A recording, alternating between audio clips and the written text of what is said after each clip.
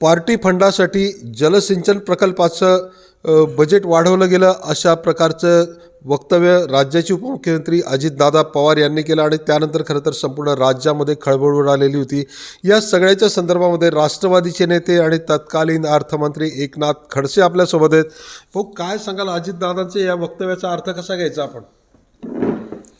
अजितदादांनी या ठिकाणी सांगितलं की पुरंदर उपसा सिंचन योजना जे पुणे जिल्ह्यामध्ये आहे त्या उपसा सिंचन योजनेच्या संदर्भामध्ये 100 कोटीने एस्टिमेट वाढवलेला आहे। वास्तविक पाहता ही पुरंदर उपसा सिंचन योजनेची प्रशासकीय मान्यता त्या कालखंडामध्ये 200 कोटी रुपयाची होती आणि 200 कोटीवर 100 कोटी वाढवणं म्हणजे दीडपट त्याची किंमत वाढवणं मला वाटतं की न पटणारा विषय आहे। तरीही अजितदादा म्हणत आहेत की या संदर्भामध्ये माझ्याकडे फाईल आहे आणि फाईल जर उघडली असती तर हा आकार माजला असता।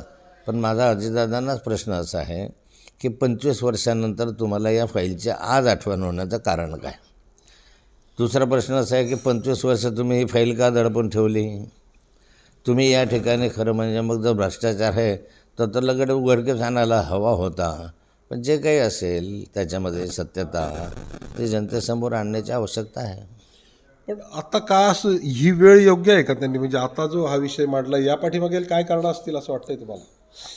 नाही, निवडणुकीमध्ये असे आरोप प्रत्यारोप होत राहतात आणि त्यामुळे निवडणुकीच्या दरम्यान त्यांनी हे धरलेलं फाईलच्या संदर्भामध्ये उजळणी आता केलेली दिसते। पण ते औचित्याला धरून नाही। एखादा विषय 25 वर्षानंतर तुम्ही काढत आहात आणि 25 वर्षाची फाईल तुमच्या कस्टडीमध्ये असते, मग तुम्ही काय केलं हा प्रश्न स्वाभाविकपणे उभा राहतो। मग तुम्ही त्या काळाला अर्थमंत्री होतात, त्या काळात अशी काही कोण होती किंवा जे आज अजितदादा म्हणतात अशा संदर्भातल्या काही चर्चा झाल्या किंवा तुमच्यापर्यंत अशी काही फाईल आली? मी त्या कालखंडामध्ये अर्थमंत्री होतो, नंतर मी जलसंपदा मंत्री झालो। त्या कालखंडामध्ये अशा स्वरूपाची कोणतीही कुणकुण माझ्या कानावर आलेली नव्हती किंवा ते फाईल करत असताना अशा स्वरूपाचं काही वाढवून द्या पार्टी फंडासाठी असाही निरोप वगैरे मला आलेला नव्हता। निवडणुकीच्या तोंडावरती तुम्ही म्हणताय की अजितदादांचं हे वक्तव्य म्हणजे काय त्याच्यातनं त्यांना सांगायचं, म्हणजे कोणाच्या विरोधात त्यांना बोलायचं खरं तर या सगळं? आता मलाही समजत नाही की कोणाच्या विरोधात बोलायचं आहे। कारण फडणवीसांच्या विरोधात बोलायचं असेल तर फडणवीस त्या कालखंडामध्ये नव्हते। त्या कालखंडामधले मनोहर जोशी आणि नंतर नारायण राणे साहेब मुख्यमंत्री होते आणि या सर्व फाईल्ससाठी छाननी करण्यासाठी एक चीफ सेक्रेटरीच्या अध्यक्षतेखाली समिती होती। त्याच्यामध्ये सर्व वरिष्ठ अधिकारी, त्याच्यामध्ये वरिष्ठ म्हणजे प्रशासनामधले IAS अधिकारी हे त्याच्यामध्ये होते आणि त्यांनी सर्वांनी छाननी करून ह्याला परवानगी द्यायची, निर्णय घ्यायचा असे अधिकार त्यांना दिले होते। त्यांच्याकडनं ती फाईल मग मंत्र्याकडे यायची। या सगळ्यामध्ये अजितदादांवरती मागच्या काळामध्ये 70,000 कोटी रुपयांचा जलसिंचन घोटाळा केल्याचा आरोप केला होता। त्याकडचं लक्ष दुसरीकडे वळवण्यासाठी हे काही वक्तव्य असेल असं वाटतं तुम्हाला? शक्यता आहे त्याच्यामध्ये की 70,000 कोटीचा घोटाळा तुम्ही माझ्यावर आरोप करता तर 100 कोटीचा घोटाळा तुम्ही पण केलेला आहे। म्हणजे मी तर चोर आहेच पण तुम्ही पण चोर आहे दाखवण्याचा प्रयत्न याच्या माध्यमातून दिसतो आहे। म्हणजे स्वतःचा घोटाळा लपवण्यासाठी केलं असं तुम्हाला म्हणायचं आहे? स्वतःचा घोटाळा आता लपवण्यासाठी केलं असं वाटत नाही, पण या प्रश्नाकडनं दुसरीकडे लक्ष वळवण्याचा प्रयत्न होईल।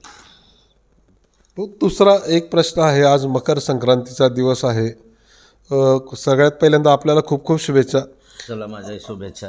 आज आपण कोणाला तिळगुळ देणार आहात? राजकीय भाषेत बोलायचं तर आपण काय प्रतिक्रिया देणार आहे सगळ्या संदर्भात? मकर संक्रांतीचा सण हा असा आहे, तिळगुळ घ्या आणि गोड बोला। जो समोर असतो तो कोण्याही पक्षाचा असो, कोण्याही विचाराचा असतो, माणूस आहे आणि सनातनी संस्कृतीमध्ये वाढलेला आहे, त्याला तिळगुळ द्यावा आणि अशा अपेक्षा असते की सर्व विचार मतभेद विसरून त्या संदर्भात सर्वांनी किमान एक दिवस तरी गोड राहावं, पुढचं सांगता येत नाही। आज समजा गिरीश भाऊ समोर आले तर तिळगुळ देणार तुम्ही त्यांना? नक्की देणार, नक्की देणार। झालं गेलं विसरून जा असं काही सांगणार नाही, तिळगुळचा दिवसच आहे त्यामुळे कुणीही आलं तर तिळगुळ देणार। भाऊ, दुसरं निवडणुका, आता महापालिकेच्या निवडणुका उद्या पार पडत आहे आणि दुसरीकडे जिल्हा परिषदेच्या निवडणुकासुद्धा आता जाहीर झालेल्या आहेत। मात्र काही ठिकाणी जाहीर झाल्या, काही ठिकाणच्या राहिलेल्या आहेत। तुमची काय प्रतिक्रिया आहे सगळ्या? मला असं वाटतं की ज्या निवडणुका आहेत त्या एकत्र घेतल्या पाहिजे, सगळ्या एकाच वेळेला एकत्र व्हायला पाहिजे। अशा निवडणुका आधी अर्ध्या आणि अर्धे नंतर त्यामुळे कार्यकर्ते विस्कळीत होतो, प्रचार यंत्रणाही विस्कळीत होते. एकत्र केलं तर एक वातावरण तयार होतं आणि त्याचा फायदा जो कोणी त्या ठिकाणी म्हणजे प्रभावात असेल त्या प्रभाव क्षेत्रामधल्या त्या पक्षाला त्याचा फायदा होऊ शकतो. तर हे होते एकनाथ खडसे. त्यांनी असं म्हटलेलं की सगळ्या निवडणुका ज्या आहेत त्या एकाच वेळी व्हायला पाहिजे, कारण कार्यकर्त्यांमध्ये संभ्रमावस्था निर्माण होते आणि त्यामुळे खरं तर ह्या एकाच वेळेला व्हायला पाहिजे, अशा प्रकारची प्रतिक्रिया एकनाथ खडसे यांनी आपल्याला दिली. चंद्रशेखर नेवे, ABP माझा, जळगाव.